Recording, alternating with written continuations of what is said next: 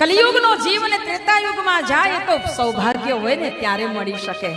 બાકી કેટલાય વિચાર કર્યો હશે કથામાં જઈશું પણ ક્યાંક દવાખાનામાં જવું પડ્યું છે, કોકને કોકના શ્રીમંતમાં જવું પડ્યું છે, કોકને કોકના લગ્નમાં જવું પડ્યું છે, કોકને વ્યવહાર સાચવવા, કોકને કોણ માકણમાં જવું પડ્યું. ક્યાં નક્કી કર્યું તું ને ક્યાં પહોંચી ગયા?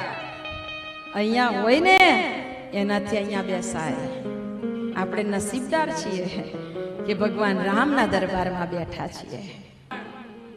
હરિના રસનો જ્યારે નશો ચડી જાય ને ત્યારે એ નશામાં જીવનારા ભક્તોના જીવનમાં અપાર કષ્ટો આવ્યા છતાંય હસતા હસતા હસતા એના કામમાં, એના નામમાં, એના સ્મરણમાં રમતા જાય, રમતા જાય, રમતા જાય.